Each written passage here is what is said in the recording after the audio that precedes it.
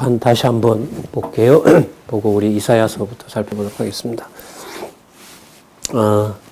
여기 소선지서 위치 한번 보시면은요. 아까 말씀드린 대로 북이스라엘 멸망하기 전에 세상 나라 속에도 여호와의 백성이 있다. 이걸 알려준 내용이라 그랬죠. 그리고 그 세상 나라 속에 이스라엘도 들어있었던 거죠. 그러니까 이스라엘 나라에도 남은 자가 있고 북쪽 이스라엘이든 남쪽 유다이든 그리고 어디에도 있냐면 이방에도 여호와에 남아있는 백성이 있다는 겁니다. 이게 바로 다니엘서에 나타난 성민나라의 비밀이라고 할 수 있겠죠. 그리고 그 북쪽 이스라엘과 남쪽 유다를 침략했던, 그 침략했다는 말은 하나님의 백성을 괴롭혔던 자들이죠. 그리고 이방 백성 중에도 하나님의 백성이 있는데 그 이방 나라를 자기 멋대로 이제 그 침략하고 약탈하고 했던 자들, 그 자들을 북쪽, 남쪽 유다가 침략을 당하기 전에 참 이 시기가 절묘합니다. 이방이 남쪽 유다를 바벨론 세력이 남쪽 유다를 멸망시키기 시작할 때 연대를 여기로 시켜야 돼요. 이방 대적 가운데서도 내 백성이 있는데 그 이방 대적이 자기 멋대로 악을 행한 자들에 대해서 나훔, 하박국, 스바냐에 오면 그들을 어떻게 해버린다? 멸망시켜버린다. 특히 이제 바벨론 세력이죠. 그 바벨론을 멸망시킨다는 거예요. 그런데 이 바벨론을 멸망시킨다고 하는 것이 언제냐면 바벨론이 이제 엄청난 나라가 시작될 때 얘기하시는 거예요. 그 바벨론이 큰 세력이 되었는데 그 바벨론이 뭐 한다는 겁니까? 멸망한다는 거죠. 그러면 이 예언이 눈앞에 저렇게 강한 바벨론이 쳐들어왔는데 그 바벨론이 망한다 이러면 이 예언을 우리가 쉽게 납득할 수가 있을까요? 없을까요? 없어요. 그러니까 한국에 의해서 세계 유럽과 미국이라는 나라들이 예를 들면 열흘 이후에 아니면 닷새 이후에 망한다 이러면 이걸 정신 나간 소리라고 하지 받아들이지 않는다는 말이죠. 그 상황인데 그 상황에서 얘기를 하시는 거예요. 그럼 이건 의미상 무엇을 바탕으로 해야 되냐면 호세아부터 미가서까지 내 백성이 있는 열방이라 하더라도 그 열방을 누가 보호한다? 내가 보호한다. 왜 보호해야 되느냐? 다니엘서에 보면 그 세상 나라 가운데 여호와의 이름을 부를 자들이 계속해서 등장하기 때문에 그래요. 자, 그러면 이 내용은 뭐냐면 아담의 후손으로 태어날 백성 가운데 이방인도 하나님의 자녀가 있고 이방의 자녀를 괴롭힌 자들을 내가 뭐 할 것이고 심판할 것이고 그러면 누가 이제 남는 거죠? 이방이든 이스라엘이든 야곱의 집이든 여호와의 이름을 부를 수 있는 자들이 모이는 거예요. 그런데 여호와의 이름은 예루살렘에만 머물지 않게 됩니다. 세계 만방, 해 뜨는 데서부터 해 지는 데까지 에스더서에서 살펴본 대로 127도 구체적으로 지금은 이제 진짜 해 지는 데부터 해 뜨는 데서부터 해 지는 데까지 우리가 밤이면 반대쪽은 낮이 되잖아요. 반대쪽이 낮이면 우리가 밤이 되잖아요. 그러니까 전체 세계인 거죠. 전체 세계에 모든 세계에 여호와의 이름이 찬양받는 뭐가 된다? 성전이 된다. 그게 학개 스가랴 말라기입니다. 여러분, 저는 이제 꽤 오랫동안 이 소선지서 구분에 대해서 관심을 좀 많이 가졌습니다. 94년도 성경계로는 이 시기보다가 이 시기에 초점을 맞춘 것이 아니라 내용에 초점을 맞췄어요. 그러니까 뭐냐면 국가가 범위가 확장된다. 누구도 들어온다? 자, 그 다음에 그 성전을 유대가 보호 못한다. 이제는 누가 한다? 내가 하는데 이방인도 내가 대제사장 삼는다. 그래서 그런 구도가 94년도 내용이었는데 그게 틀린 건 아니에요. 다 맞아요. 맞습니다. 그런데 그걸 시기로 나누어 놓음으로 해서 시기를 나누어 놓음으로 해서 대선지서와의 조화가 기가 막힌 거예요. 이게 맞죠? 위치 한번 보시면은 북이스라엘 멸망하기 전에 북이스라엘뿐만 아니라 이방에도 내 백성이 있다. 그러면 어디로 바로 올라가요? 창세기 1장 28절 아담에게 언약. 그래서 여러분 역대기 1장 1절이 이런 게 풀려나가니까 역대기 1장 1절에 누구 이름이? 아담이라는 이름이 들어오는 거예요. 아, 성경이 창세기 1장 28절로 구약 구조를 잡아야만 이게 해명이 되는 거구나. 해석할 수 있는 거구나. 자, 그 다음에 여러분 이 나훔, 하박국, 스바냐도 너무너무 절묘하죠. 북이스라엘 아니 그 블레셋이 아니고 바벨론이 저렇게 강한 나라로 이제 시작이 되는데 그 나라가 뭐 한다? 망한다. 반드시 망하게 된다. 자, 그리고 그 망한 다음에 그 성민 나라는 자, 다니엘서 예언했던 대로 성민 나라는 어디에 매이지 않고 유대 땅에 매이지 않고 어디에? 온 세계에 다 산다. 그래서 여러분 선지서 읽어 나가실 때 열방에게 전하려고 그 이사야를 부를 때 그러죠. 내가 내 이름을 열방에 전하라고 널 불렀다 이렇게 얘기합니다. 그런데 실제로 예레미야가 예언하는 내용은 여러분 열방이 아니에요. 전부 누구와 관련돼 있어요? 남쪽 유다 멸망하는 것과 관계돼 있어요. 근데 시작이 뭐로 돼 있어요? 열방에게 알려주라는 거예요.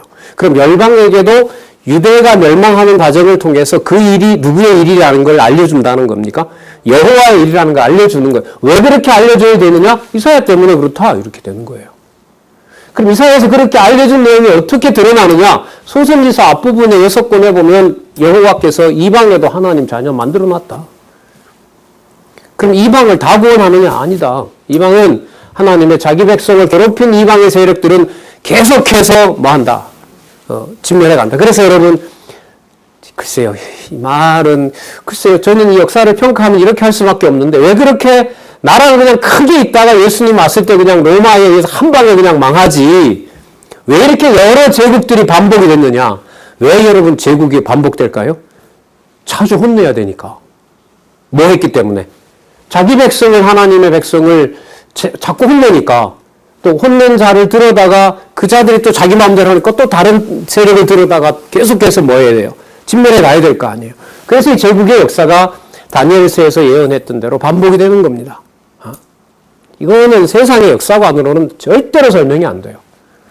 그래서 여러분 이 구조를 머릿속에 넣으시면 우리 성경신학 구약에 보면 나오죠. 그 이사야부터 말라기 예언을 통한 언약의 주제가 뭐냐면 패망과 회복이다. 그러면 여러분 이 박스에 있는 이 큰 내용들만 보더라도 여러분 뭐와 뭐가 동시에 다 들어가 있습니까? 패망. 아브라함부터 시작하는 거 패망시키고 자 에스겔 잠시 갔다 올까요? 하늘에 이미 정해놓은 하나님의 실체적인 하나님의 나라 아브라함에게 아담에게 약속했던 나라 그 나라를 이제는 누구에게? 이방에 있는 백성도 불러서 하나님 자녀 삼으신다. 이사야 그런 구도로 되어 있죠. 자 그다음 나훔 하박국 스바냐 그렇게 되어 있죠. 죄송합니다. 예레미야가 그걸 확증해 주죠.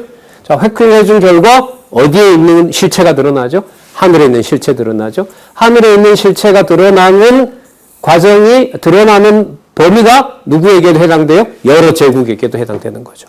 그러면 그 여러 제국 중에 누가 있어요? 자기 자녀가 있어요. 그 자녀가 있고 그 자녀들을 괴롭힌 자들을 하나님이 심판해요. 그 패망의 패망을 거듭시키는 거예요. 그래서 해 뜨는 데서부터 해 지는 데까지 하나님의 성전이 준비되는 겁니다. 그래서 누가 오시도록 하는 거죠? 메시아가 오시는 준비를 완벽하게 해놓는 겁니다. 마치 역대기에 보면 아버지 다윗이 아들 솔로몬이 성전을 지을 수 있도록 준비를 완벽하게 해놔요. 설계도에 있는 대로 모든 재료를 완벽하게 해놓고 솔로몬은 이제 끼워 맞추기만 하면 돼요. 그대로 깎을 필요도 없어요. 다 깎아놨어요. 하지만 다윗은 성전을 지으면 안 돼요. 그러니까 아무리 하고 싶고 그게 여호와를 위하는 일이라 하더라도 하나님 못하게 하세요. 그러고 보면 성도에게 준 자기 어떤 재능, 그 사람에게 우리가 은사라고 얘기를 하죠. 기프트, 선물. 그게 무엇인지는 이 여호와 하나님에 대한 지식이 정확할수록 뭐 할까요? 선명하게 드러나는 거죠. 나는 뭐 이거밖에 안 돼라는 것은 결국은 무슨 지식이 약하다는 거죠. 하나님을 아는 지식이 약하다는 어떤 그 반증이 되는 거죠. 그래서 그런 분들에게 보혜사 성령께서 하나님의 말씀을 점점 더 깨닫게 하는 거죠.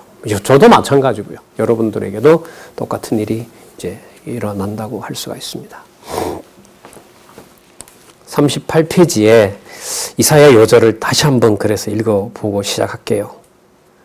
여호와께서 그 백성의 상처를 싸매시며, 자, 그럼 이 백성의 범위가 이제 어디서부터 어디까지 다 돼요? 물론 이 본문은 남쪽 유다지만, 자, 전체 백성에게로. 그러니까 이사야서 요절을 보고 무슨 그림을 그려요?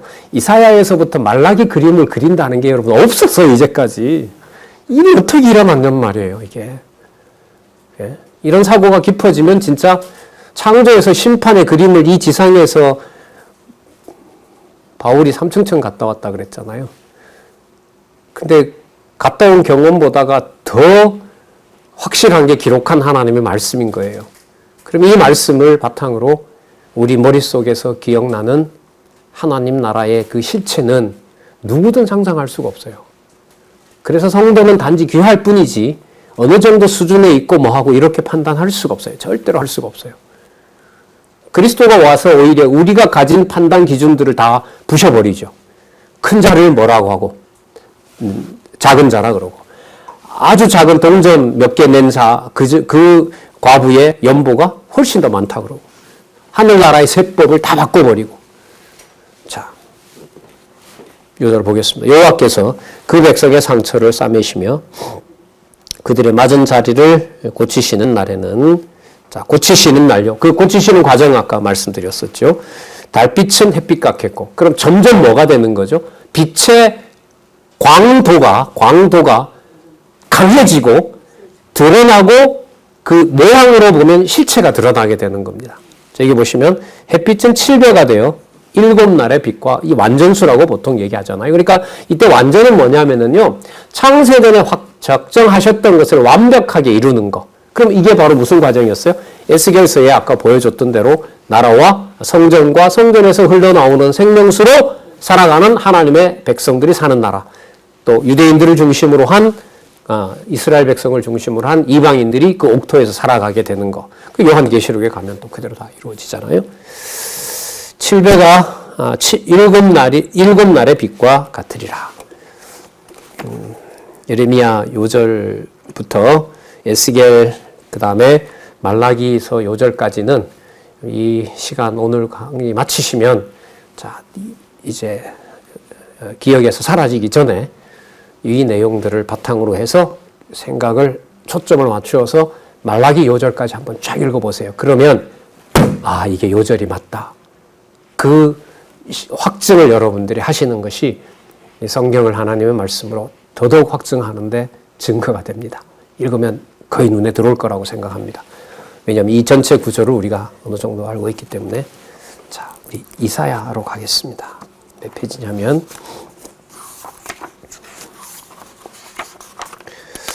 321페이지. 자, 제3편 예언을 통한 언약.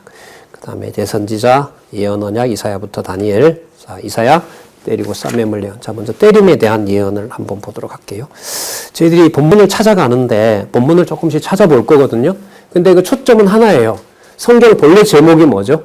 여호와 계시잖아요. 그리고 조금 전에 설명했던 내용에 보면 누가 들어온다는 거죠? 이방이 들어온다는 거죠. 그 다음에 이스라엘에도 다가 아니라 뭐예요? 남겨놓는 자가 있다 그랬죠. 그리고 이방에도 올 자가 있다 그랬죠. 먼저 이방에 누구 이름이 전해진다 그랬어요? 여호와의 이름이 전해진다고 얘기를 했었죠. 그러니까 지금 대세는 성경 신학을 통해서 성경이 하나님의 말씀임을 확증함으로써 무슨 방도든 간에 코로나19 포함해서 여호와 이름이 이 세상에 확증되도록 더 드러내는 하나님의 섭리 방법이면 틀림없습니다. 다르게 어떻게 설명할 수가 없어요. 여러분, 가장 중요하고 강력한 증거가 뭐냐면 장안용환교회만, 장안중앙 전체 다요. 기지협 전체에 초점을 맞추었을 때 근 4, 5년 동안 공부한 게 30년 동안 지나면서 공부한 것보다 훨씬 많은 것 같아요. 제가 볼 때. 장안용환교회 권사님이 맞아라고 하니까 맞는 거죠. 지방에도 그래요. 지방에도. 제가 지방에 다녔잖아요. 3년 동안 강의했던 내용이 30년 교회 생활했을 때보다 훨씬 더 공부 많이 했대요. 어떤 장로님요? 조기 퇴직하셨어요. 왜 했냐니까 강론집 읽으려고 조기 퇴직했대요. 눈 더 어두워지기 전에. 말로만 그렇게 하시면 안 된다고 맨날 잔소리하고 그 장로님하고 때로는 티격태격하기도 하고 왜 이거 알리고 넣으셨냐고 그런 얘기도 하고 했는데 다른데 지금 가고 있는데도 마찬가지죠. 창세기부터 이렇게 건성건성으로 읽었네요. 몰랐네요. 다시 보겠습니다. 여러분 성경신학 개론 기지협에 나간 책 저자로부터 여러분 받으셨잖아요. 400여 권 나갔습니다. 반 줄일게요. 400 다 하면 좀 안 볼 수도 있으니까. 반 줄여서 200권이면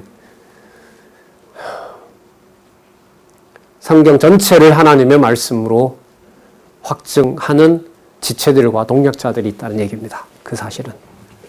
과거 여러분 큰 행사 노회에서 400~500명 모아서 막 큰 행사하고 할 때 연구자들부터 책 안 읽었어요. 그래서 그때 운영됐던 신학 연구원 모임에 오면 저자가 되게 답답스러워했죠. 책은 30여 권이 나갔는데 분명히 8월 달에 9월 달, 10월 달 정기 성경 신학 전체 연구원들 모임에서 그 강론집에 대한 평가가 안 나오니까 그런 기억들이 많습니다. 뭐 비난하려고 하는 건 아니고요.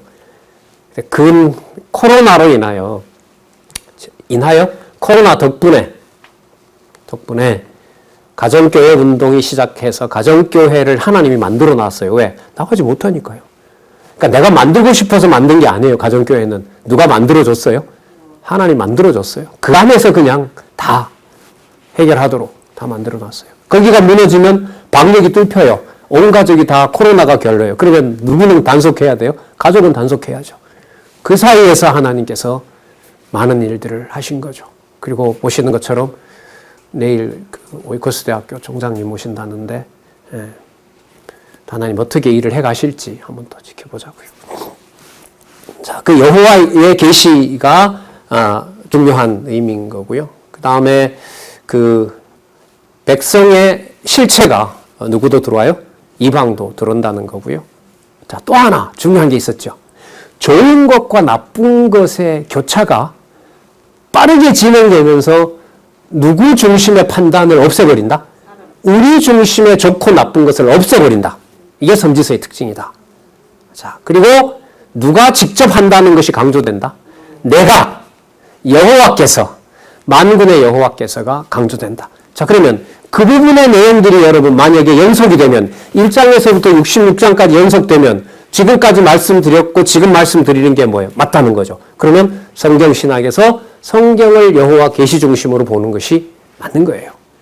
그래서 뭐가 비집고 들을 틈이 있을까요? 인간적인 논리나 이 논리로 봤을 때는 허물 수가 없는 거예요. 그러나 확인해서 전달하는 자가 없으면 단 몇 분만 해도 허물어지는 것이 여러분 이론이기도 합니다. 다 여호와께서 당신의 존재를 증명해 가시는 또 보여주시는 사역임에 틀림없겠죠. 여러분 1장에서부터 12장까지 보면 사죄와 심판을 예언합니다. 그 순서로 보면 죄책망이 먼저 나오고 사죄해 준다는 내용이 나옵니다. 그러니까 선지서 전체 구조가 맞죠. 그러니까 이거는 그림자를 없애고 실체를 주시겠다는 약속하고 관계가 돼요. 자, 그래서요, 어디를 보시냐면, 자, 본문을 좀 찾아보도록 그렇게 하겠습니다. 1장 18절 한번 보겠습니다. 그러니까 그 개론에 있는 걸 펴놓으시고 성경도 보시면 좋겠습니다. 사죄와 심판을 예언하시는 내용 가운데요, 용서와 회복을 예언하는 부분을 보도록 하겠습니다. 1장 18절을 제가 보겠습니다. 여호와께서 말씀하시되, 오라, 우리가 서로 변론하자. 변론하자면 함께 이야기 좀 해보자. 자, 그 내용은 뭐냐면 너희 죄가 주홍 같을지라도 눈과 같이 희어질 것이요 진홍같이 붉을지라도 양털같이 되리라. 그럼 이 내용 속에 이사야의 요절이 들어가 있죠. 찢으셨으나 뭐한다? 다시 때리셨으나 뭐한다? 싸맨다. 내용이 여기에 들어와 있고요. 자, 19절 한번 보면요. 너희가 즐겨 순종하면, 자, 이 번역 그때 그 수정했죠. 여기에도 보면 나와 있죠. 보라, 너희가 즐겨 순종하여 땅의 아름다운 소산을 먹을 것이요. 보라, 그리고 거절하고 배반하여 칼에 삼키우리라. 이는 여호와의 입이 말씀하셨기 때문입니다. 이렇게 보라도 해석이 되고요. 다른 접속사를 넣어도 가능하죠. 뭐뭐 할 때에라고 넣어도 됩니다. 너희가 즐겨 순종할 때에, 그럴 때가 오면 이런 말이죠. 땅의 아름다운 소산을 먹을 것이요. 너희가 거절하여 배반할 때에는 뭐한다? 칼에 삼키우리라. 이렇게 해서 그림자 언약, 육적인 언약을 다 접고 회복을 준비하시는 내용하고 관계됩니다. 자, 염두에 두시면서 1장 26절 보겠습니다. 1장 26절. 내가 너희 사사들을 처음과 같이 너희 모사들을 본래같이 뭐한다? 회복할 것이다. 누구와 누구를 회복한다고요? 사사와 모사예요. 여러분, 사사는 그 삼직을 가지고 있는 자고 국가 통치자예요. 자, 지금 여러분 방향을 어디로 보셔야 되냐면 다윗과 솔로몬, 특히 다윗과 같은 전쟁을 통해서 하나님 나라를 세우려고 하는 게 아니에요. 이제는 뒤에 나옵니다만은 보습을 가지고 칼과 창을 다 벼러서 그 대장간에서 그 다음에 풍요롭게 하는 밭을 일구고 곡식을 산출하는, 곡식을 거두는 괭이라든지 그 다음에 사부를 쓴다는 거죠. 자, 그러니까 다윗의 창과 칼이 점령하는 그런 나라가 아닌 거예요. 지금 여호와께서 준비하고 있는 나라는. 자, 1장 26절 회복할 것이라고 얘기를 하고요. 27절 한번 볼게요. 시온은 공평으로 구속되고 돌아온 자는 의로 구속되리라. 그러면 이 공평과 의가 과거 기준으로 보면 이방인들은 뭐예요? 부정한 자들이기 때문에 그들을 죽이고 멸하는 것만이 공평이었겠죠. 의였겠죠. 그러나 그렇지 않게 된다는 겁니다. 자, 그 다음에 2장 11절로 가겠습니다. 2장 11절에 보시면 선지서뿐만 아니라 성경 전체의 주제가 여호와 계시라 그랬죠. 여호와의 능력을 드러내는 것이라 했습니다. 2장 11절 보겠습니다. 그날에 눈이 높은 자가 낮아지며 교만한 자가 굴복되고 누가? 여호와께서 홀로 높임을 받으시리라. 그러면 이 2장이 지금 이사야서 처음 부분이니까 10계명, 1계명에서 3계명까지 여호와의 이름을 관리하시는 것을 안식일도 포함할 수 있겠죠. 여호와의 이름은 누가 높인다? 여호와 자신이 높인다. 그래서 여러분 여호와가 하게 하신다고 하잖아요. 그 하게 하신다를 여러 가지로 놓으시면 좀 헷갈려요. 여호와가 하게 하신다는 것에 여러분 이렇게 연결해 보죠. 성경의 주제가 뭐예요? 여호와 계시잖아요. 그러면 거기다 주어를 여호와로 놓으면 여호와께서 여호와 계시를 보여주신다는 거예요. 여호와께서 하시는 일로, 누구의 능력으로? 여호와의 능력으로. 그러면 여러분 하게 하신다라는 말의 핵심은 뭘까요? 성경신학에서 여호와께서 여호와의 이름을 보여주신다예요. 여호와께서 여호와의 이름을 관리하신다예요. 여호와께서 여호와의 이름을 보존하신다는 거예요. 그게 하게 하신다의 핵심인 거예요. 자, 한번 볼게요. 얼마나 차이가 나는지. 여러분 10년 전에 망했어요.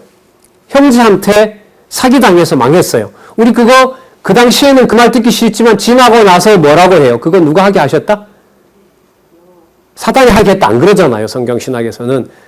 그것도 하나님이 하게 하셨다 했잖아요. 그죠?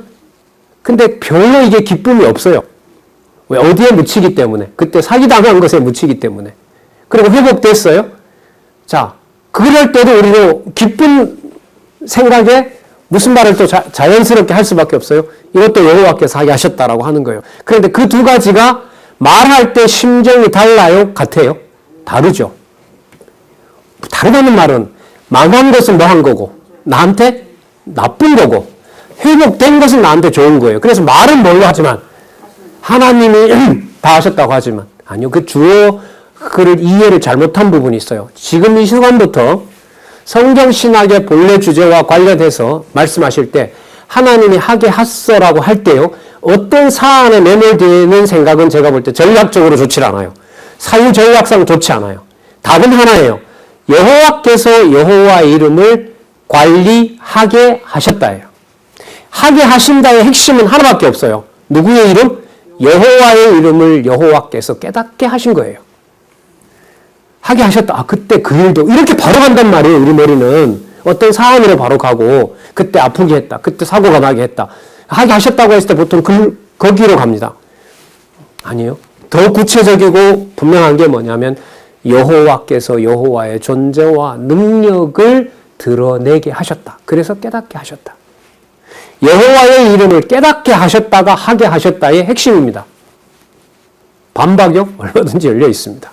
그거 아니잖아요. 라고 여러분 얼마든지 말씀하실 수 있어요. 하지만 성경신학의 성경의 유일한 권위와 관련된 의미, 여호와 계시라는 말을 이제까지 우리는 너무나 많이 내 인위적으로 내 상황에 맞게끔 얘기한 거예요. 저것도 하나님 하게 하시겠지. 그 말은 벌써 저것도라는 게 여러분 여호와 계시라는 것보다 어디에 초점이 맞춰져 있어요? 어떤 돈이, 내가 어떻게 투자해 놓은 것이, 내가 어떻게 만들어 놓은 사업이 그렇게 가거든요. 거기다가 저것도라고 하는 순간 본래 주제였던 누구는 사라져요? 여호와께서라는 말은 사라져요. 그래서 하게 하신다의 핵심은 여호와께서 여호와의 존재와 능력을 깨닫게 하신다. 이게 선지서의 근거가 그냥 쫙 깔려 있습니다. 주어가 누구라 그랬죠? 선지서에 내가 또 여호와께서 매 장마다 나오는 거 지난번 화요 강좌에서 일부러 찾아드리기도 했죠. 제가. 그래서 참 얼마나 제가 기쁜지 몰라요. 그 성경신학 그 개론 과거에 나왔을 때 보면 그 선지서는 하나님의 존재, 시가서는 하나님의 속성, 그 다음에 예언서는 하나님의 사역 이렇게 얘기를 하는데 아, 참 힘들더라고요. 곤혹스럽고. 전통신학에서 이제 그렇게 얘기를 하거든요. 근데 이제 그 사역이라는 의미를 거기서 간단하게 설명을 해놨는데 아니 사역은 역사서에도 나오고 시가서에도 나오고 사역이 왜 여기만 나오는 거야. 결국은 성경 내용에 대한 무식함 때문에 했던 고민이더라고요.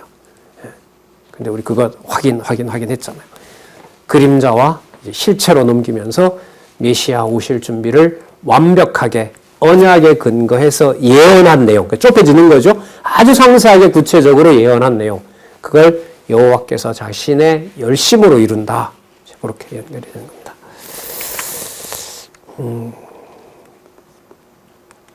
2장 18절 보겠습니다.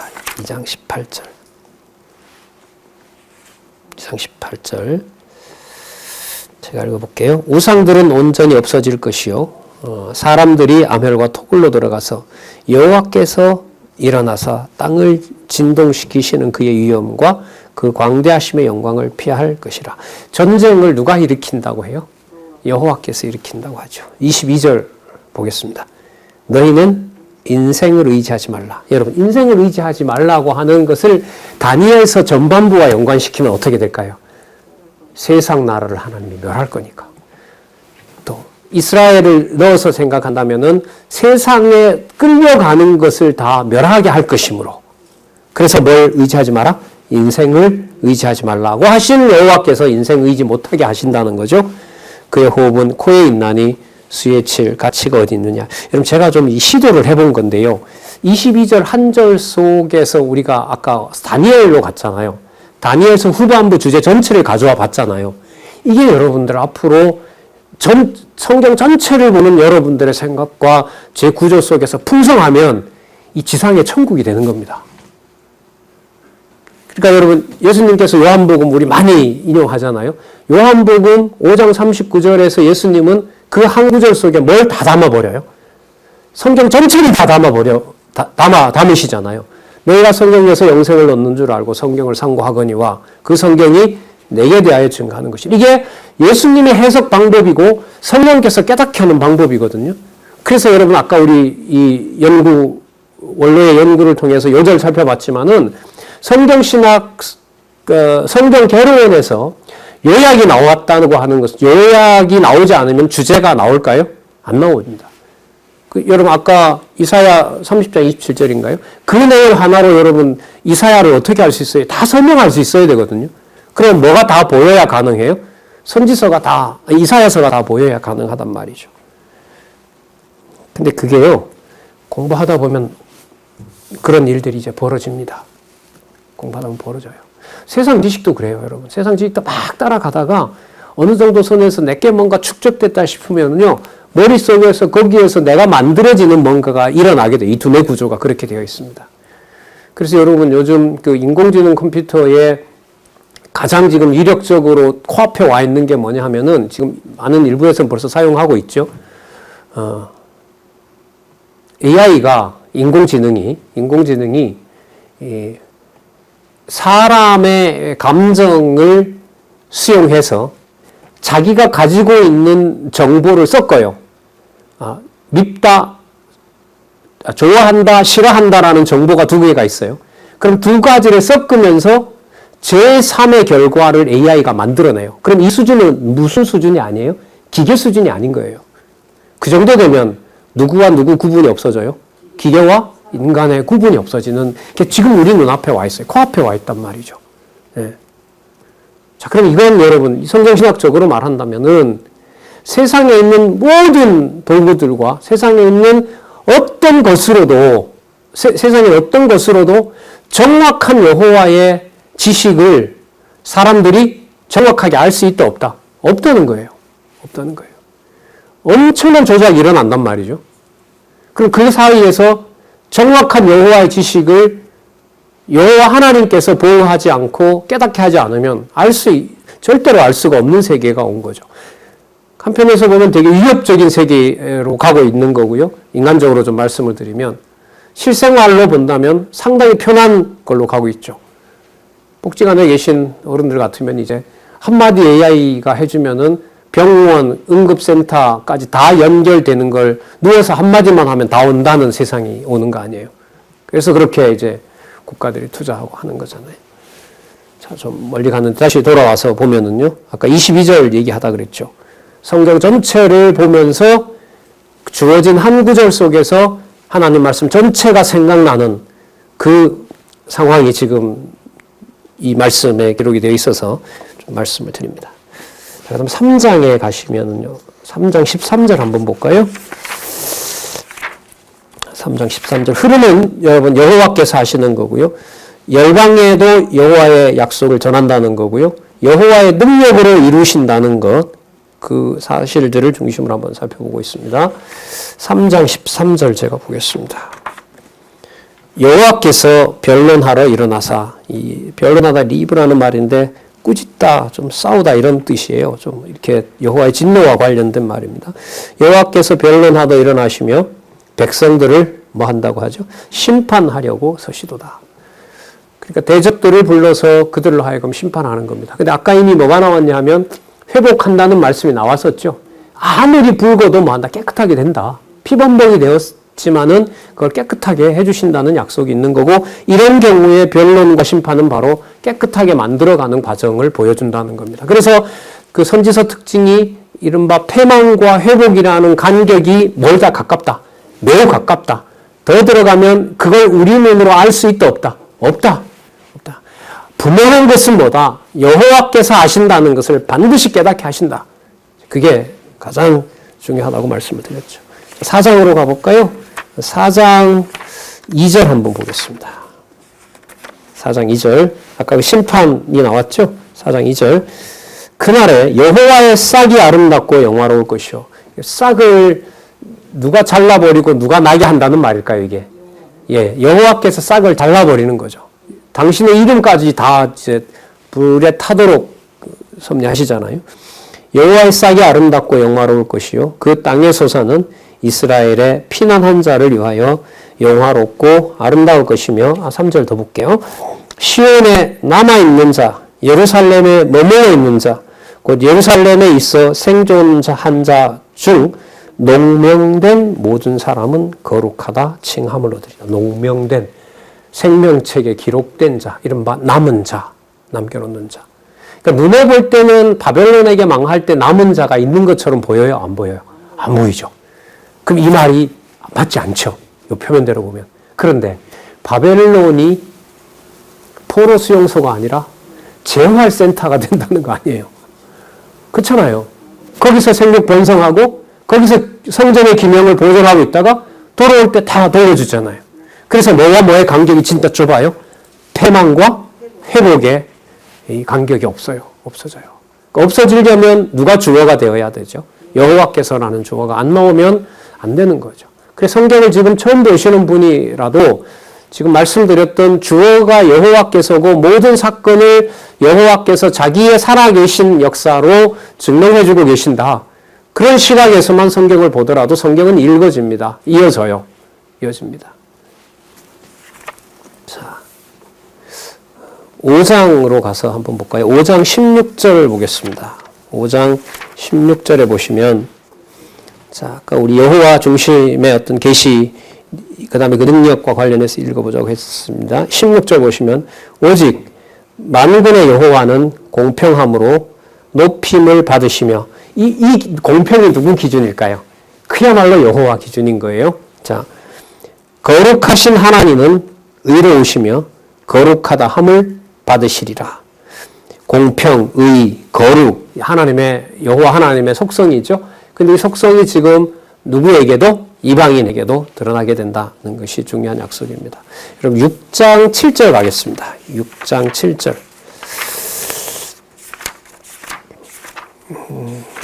6장 7절 제가 읽어보겠습니다.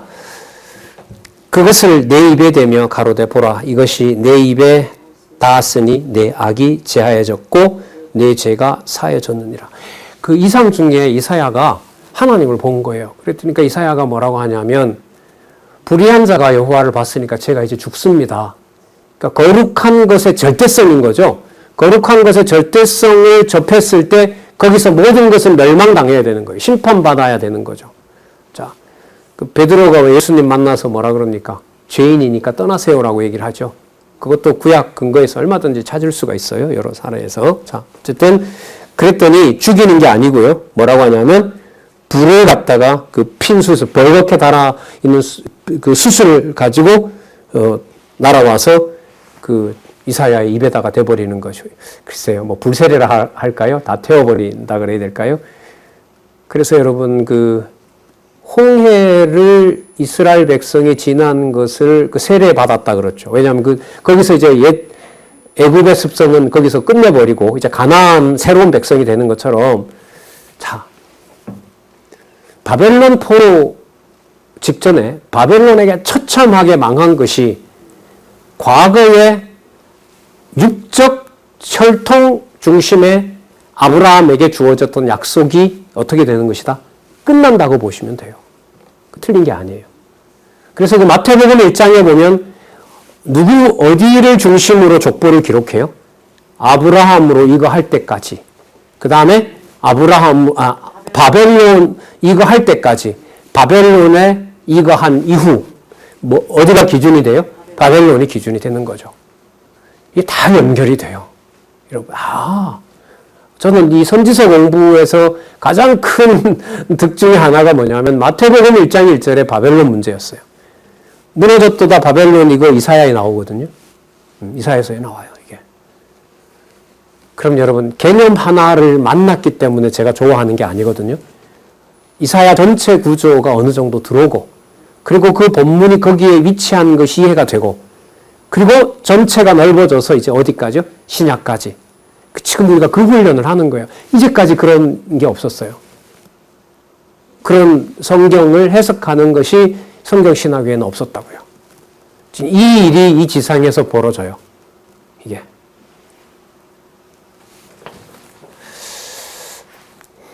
자, 6장 17절, 6장 7절요. 그것을 내 입에 대며 가로되 보라, 이것이 내 입에 닿았으니 내 악이 제하여졌고 내 죄가 사하여졌느니라. 약속했던 대로 주홍빛같이 붉어도 내가 사하면 사한다는 거죠. 자, 13절 한번 보겠습니다. 그 중에 10분의 1이 오히려 남아있을지라도 그것도 삼킴 받을 것이나 밤나무 상수리 나무가 배임을 당하여도 그 구루터기는 남아있는 것 같이 뭐가 남는데요? 거룩한 씨가 이 땅에 그루터기라. 그러니까 예루살렘 성전이 불에 탄다고 그거 뿌리까지 우리 근절했다 그러죠? 근절이 뭐냐? 뿌리를 자르는 거잖아요. 근절 당했다고 하지 마라. 하지 마라. 그러나 우리 눈에 볼 때는 다 끝난 겁니다. 자, 그 징조가 뭐냐 하면 그게 여러분 잘 아시는 7장 14절이에요. 자, 여러분 지금 이 맥락을 보면 여러분 이사야 무슨 개인사와 연관이 됩니까?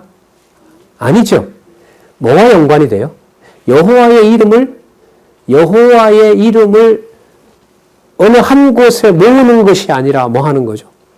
펼치는 거잖아요. 지금 보여주는 거란 말이에요. 보여주는 건데 사람이 가지고 있는 조건으로는 돼요, 안 돼요? 안 돼요. 머리부터 발끝까지 전부 다 범죄한 몸이기 때문에 그 속성이 전부 다 그 죄성으로 이렇게 얼룩져 있기 때문에 불가능하단 말이죠. 그럼 이게 누구 얘기냐 하면 이스라엘 전체 얘기인 거죠. 그죠? 그럼 이스라엘 전체가 애를 낳는다 하더라도, 자녀를 낳는다 하더라도 그 자녀는 깨끗할 수가 없어요. 그럼 깨끗할 수 있는 것은 누가 해주셔야 돼요? 그 대표적인 경우가 누구냐 하면 여호와를 봐서 죽어야 될, 심판받고 죽어야 될 이사야를 누가 살려주세요? 여호와가 살려주시죠. 그러면 초점을 맞추셔야 되는데 누가 자녀를 낳아야만 돼요? 누가 자녀를 아까 거룩하다 했잖아요. 거룩한 그루터기가 남아있다 그랬잖아요. 그럼 그 거룩한 그루터기 그 씨앗은 누가 만드셔야 돼요? 그래서 7장 14절에 처녀 잉태가 나오는 거예요. 그리고 이 처녀 잉태는 1차적으로 누구와 연관이 되냐면 이제부터 태어날 유대인들은 누가 낳아야만 거룩하다. 내가 낳아야만 거룩하다라는 거예요. 근데 그런 경우가 어떻게 가능합니까? 라고 물으면 나중에 나타날 일이지만은 처녀가 잉태하는 게 징조다. 그래서 하나의 설명이 된 다음에 남쪽 유다의 거룩한 백성은 여호와가 낳아야 된다는 것을 전제로 그걸 근거로 그 일이 나중에 누구에게요? 마태복음에 가면 처녀가 잉태하여 아들을 낳으리라고 했던 그 약속이 누구를 통하여? 메시아를 통하여 이루어지는 거죠. 그러니까 이렇게 되는 거죠. 바벨론 포로 생활을 기준으로 바벨론에 돌아온 백성을 여호와가 남겨주시는데 여호와가 남겨주지 않으면 더 이상 거룩한 백성은 지상에 있을 수가 없어요. 유대인의 혈통이기 때문에 자동 여호와의 백성이 되는 게 결코 아니에요. 그런 세상에 사람이 어디 있습니까? 있다. 그게 바로 뭐냐면 처녀가 잉태한다. 그러니까 이 처녀가 잉태한다는 것은 유대인의 역사로 보면 어떤 사건과 관련되냐면 바벨론에 70년 살면서 완전히 바벨론 삶에 찔려 있는 거예요. 그런데도 거기에 뭐가 있어요? 그루터기가 있어요. 그런데 누가 태어나지 않게 하면 못 태어날 수 없어요? 여호와께서 태어날 수 없게 하면 못 태어나요. 그럼 여호와께서 어떻게 태어나게 해야 돼요? 여자 사람의 태에서 만들어주면 그 누가 잉태해서 낳더라 똑같아지잖아요. 그러니까 누가 잉태한다는 거예요? 처녀가 잉태한다는 거예요. 이게 여러분 언제부터 시작이 되냐면 바벨론 70년 포로로부터 이게 시작이 된다는 거예요. 그리고 그 일을 누가 와서 이룬다? 메시아가 와서 이룬다. 그런데 그가 바로 누구냐? 9장에 가면 이제 엄청난 얘기들이 나오는 거예요. 자, 7장 처녀 잉태 우리 기억을 하시면서 자, 9장 6절로 가보겠습니다.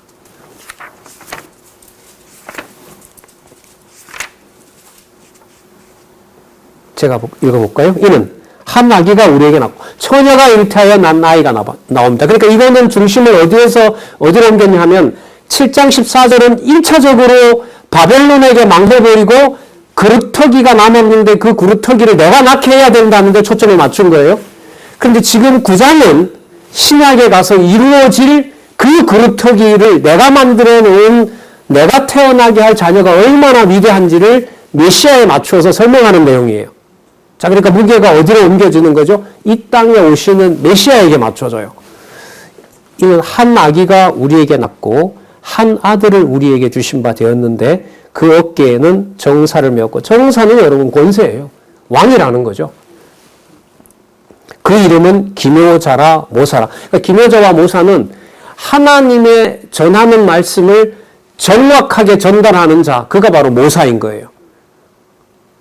그런데 이제까지 이 이사야 선지자가 보냄을 받아서 말씀을 전하는 걸 듣는 북쪽 이스라엘과 남쪽 유다 백성들은 여호와의 말씀을 들어요? 안 들어요? 안 듣죠. 그들은 적합한 자가 아닌 거죠. 그래서 하나님 말씀을 가장 잘 듣고 말씀을 제가 따르겠습니다. 아까 지나왔지만 이사야가 이거 세상에 누굴 보내야 되냐라고 했을 때 그 숯불에다가 이불 대서 깨끗함을 받은 이사야가 저를 보내세요라고 했잖아요. 그렇게 보낼 자가 어떤 자냐? 내가 준비하고 있는데 그게 바로 기묘자고 모사라는 거예요. 그러니까 여러분 7장의 바탕이 안 되면 9장의 여부분만 읽는다고 메시아가 설명이 되는 게 아닙니다. 그냥 좁혀지고 결국 왜곡되고 이렇게 됩니다. 전능하신 하나님이라. 끝났죠, 소위. 하나기가 하나님이 되고 영존하시는 아버지가 되고 평강의 왕이 되고 하시는 일은 정사와 평강의 더함이었고 다윗의 위에 앉아서 왕이죠. 그 나라를 굳게 세우고 자금으로 영원토록 공평과 정의로 그것을 보존하실 것이라. 만군의 여호와의 열심히 이를 이루리라. 왜요? 처녀가 잉태하는 데서부터 그래 말씀하셨기 때문에. 그걸 영존하시는 아버지, 전능하신 하나님이라는 것을 요한복음에 가면 예수님이 뭐라고 하시죠? 나 누구보다 먼저 있었다? 아브라함보다 먼저 있었고 나 다윗보다 먼저 있었다. 자, 9장, 11장 연결 그때도 되게 강조를 했었죠. 자, 우리 11장 11절 한번 보겠습니다. 그런 의미에서 11장 11절. 한 군데 좀 아쉽네요. 10장에 21절, 10장 20절. 이사야 10장 20절. 자, 7장, 9장 염두에 두시면서요. 그날에 이스라엘의 남은 자와 여호와께서 태어나게 할 자죠. 야곱 족속의 피난한 자들이 다시 자기의 친자를 띄우고요. 친자를 의뢰치 아니하고 이스라엘의 거룩하신 자 여호와를 진실히 의뢰하리니 남은 자 또 나옵니다. 야곱의 남은 자가 능하신 여호와께로 돌아올 것이라. 이 남은 자는 결국 누가 낳는 자이죠?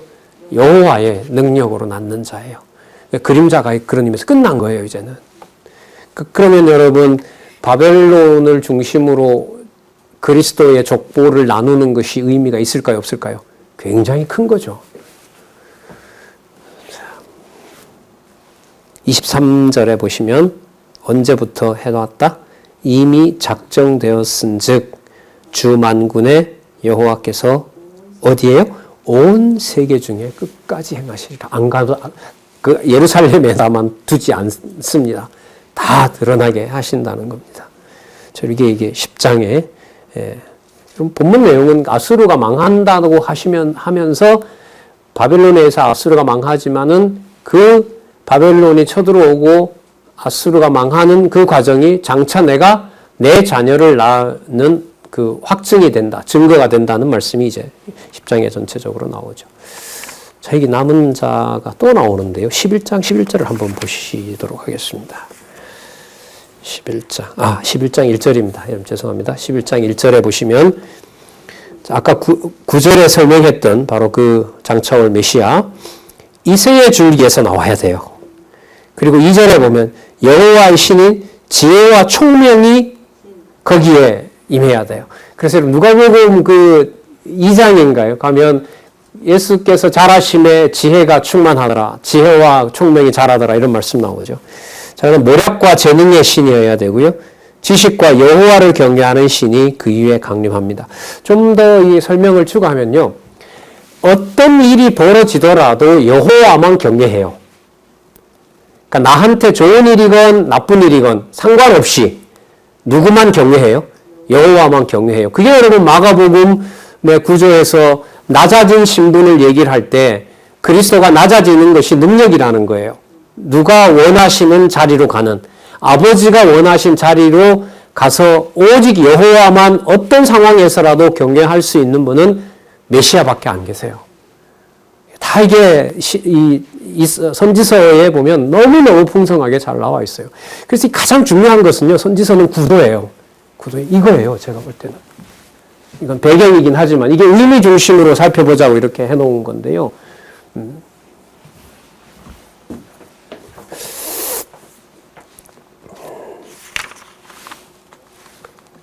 16절로 가서 한번 볼까요? 16절, 11장 16절. 그의 남아있는 백성을 위하여 아수르에서부터 돌아오는 대로가 있게 하시되 이스라엘이 애굽 땅에서 나오던 날 같게 하리라. 같이 많은 이제 백성은 그때 그 백성과는 성질이 전혀 달라요. 거룩한 그루터기에서 나는 백성이에요. 거기에 이방이 들어와 있어요. 여러분들과 제가 들어와 있다고요.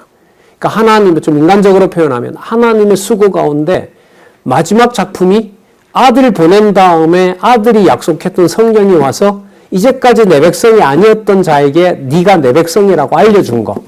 그에게도 여호와의 놀라운 창세전의 비밀의 영광을 깨닫게 하고 고백하게 하고 그게 믿어지게 하는 사역인 겁니다.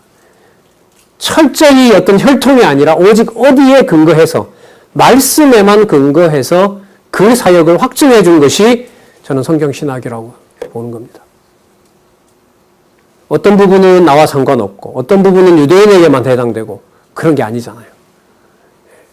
성령시대, 교회시대에 여러분들과 저에게 20세기 후반부에 시작해서 21세기를 넘겨서 한 20년 지나가고 있는 지금 상황에서 앞으로 역사를 어떻게 평가할지 모르겠지만 계속 지금 신문과 방송 자료가 지금 계속 축적이 되어 가니까요.